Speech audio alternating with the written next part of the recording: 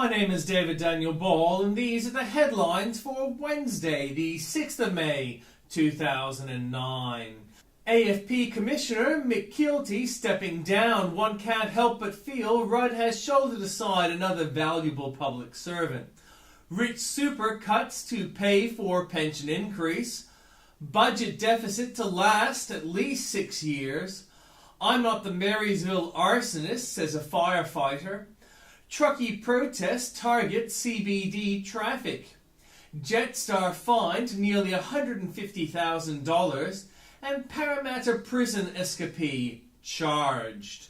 And in comments from Tim Blair, $13, a serious investment in environmental goodness. Brisbane environmental lawyer Joe Bragg and her partner Gary Kane spent $28,000 on 3 roof panels to generate solar power for their home in the inner Brisbane suburb of Highgate Hill. Their purchase was taxpayer assisted. After receiving a federal grant rebate of $8,000, they hope to recover their investment in a cleaner planet within a few years by selling excess power into the mains electricity grid. How has that plan worked out? In the 3 months to April, they used 1,384 kilowatt hours and produced 388 kilowatt hours of excess power, for which they received the princely sum of $12.96 after taxes. At that rate, they'll pay off their solar panel in just 385 years. Governments are not being serious about reducing energy consumption with lousy amounts of money like that, Ms. Bragg said. Pause. Don't look back in anger.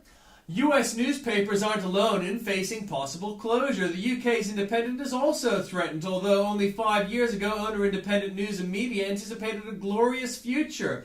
At that time, I&M was emboldened by a nearly 30% sale rise. The Daily had a circulation of 262,000 and the Sunday 218,000. Predicted headline sales would rise to 337,000 by 2006.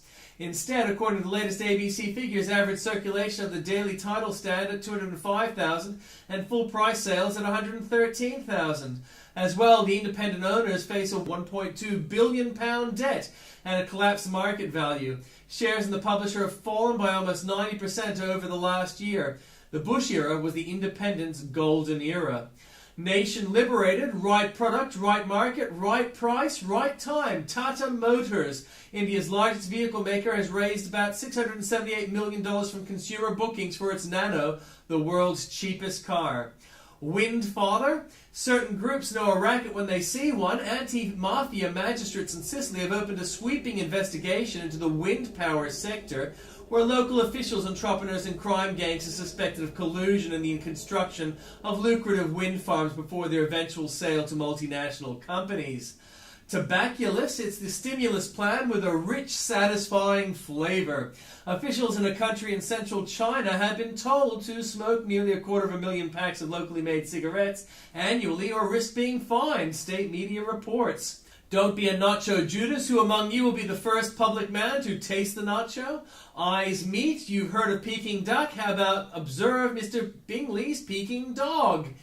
And you'll have to read more about those last two at the links. Rudd's warming fraud squad. Why trust one more word from the professional fearmongers of this spin-crazy government? Kevin Rudd's decision to delay his emissions trading scheme for at least a year exposes his most brazen deceit. Tortured out of her body, the tragedy is complete. The family court has treated the troubled mind of a 17-year-old girl by letting her cut off her breasts. Chief Justice Diana Bryant even added it wasn't a particularly difficult issue, but by God it should have been. The girl, Alex, was just 13 when the family court allowed her to go on hormone medication to stop her from turning into a woman, from menstruating and developing breasts.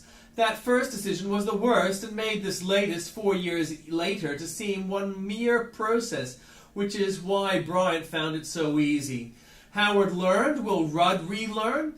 When will Kevin Rudd admit he blundered again? Australia is facing the biggest spike in unauthorised boat arrivals since John Howard implemented the Pacific Solution, with the Australian Navy intercepting another boatload of asylum seekers northwest of Broome. It is the 18th boat to be detained since the Rudd government announced a softening of detention policies last September. Critic proves Plimmer right. When Professor Mike Sandiford can write this in rebuttal, I'm even more convinced the case for warming alarmism is shonky. In his recent contribution to the climate change debate, Ian Plimer tells us the geological record should allay any concern that rising carbon dioxide concentrations in our atmosphere will disrupt the climate. A lot more for you to read there at the link. Taxing Rudd on his emissions, Alan Moran nails this farce. The Prime Minister's website continues to say the cost of inaction on climate change will be much greater than the cost of taking action now. At the very least, the PM, in postponing the carbon trading tax, is acknowledging that immediate measures to reduce emissions would be costlier than doing nothing.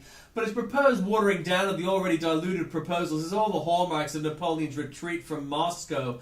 A lot more for you at the link. And Gretel was meant to die. Why the surprise that Gretel Killeen died at the Logie? Surely this was a professional hit. Any TV exec who actually thought she'd work as host on the Channel 9 show on Sunday shouldn't have a job.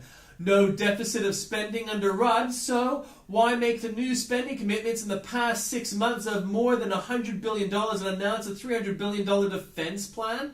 The Rudd government is bracing for a $200 billion revenue black hole over the next 4 years as the impact of the global recession slashes its tax take. And isn't this true?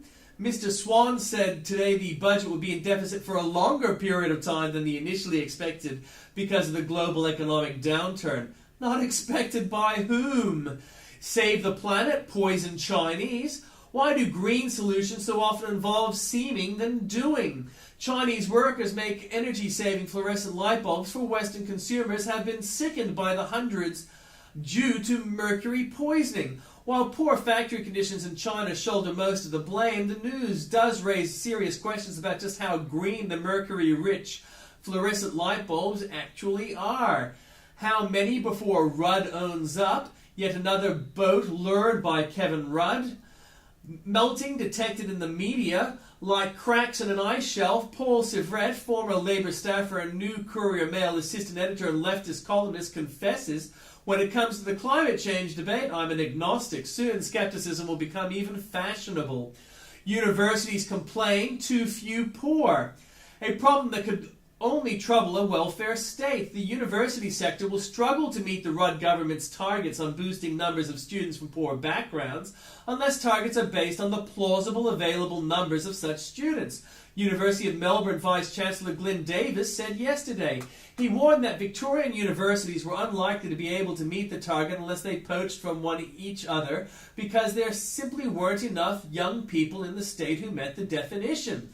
Once universities competed to attract the most talented. Now they fight over the poorest. Were you or have you ever been? First the vicious abuse and now the punishment for holding views even Barack Obama endorses.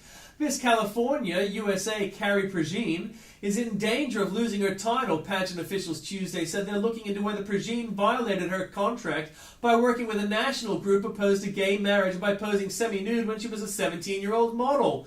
Prejean sinned to say, as does Obama, that she believes marriage is between a man and a woman. Prejean's response shows all the class, civility, and respect for different that her critics so manifestly lack. I'm not perfect and I will never claim to be, she said, but these attacks on me and others who speak in defense of traditional marriage are intolerant and offensive. While we may not agree on every issue, we should respect for other opinions and not try to silence them through vicious and mean-spirited attacks. And taxing Rudd on his emissions. Alan Moran nails this farce. And an update. Yes, there were these accounts in the past 2 years when the government was falsely claiming that the costs of inaction were greater than the cost of action, and the economy couldn't afford any delay to an emissions trading scheme. The Australian government's decision to delay the introduction of its carbon pollution reduction scheme should lead to an improved long-term economic outcome, according to CPA Australia. Bayoneting the wounded, I suspect. We'll see a lot more of that over the next few years as the timid emerge from their hiding holes to say that they were behind us all along.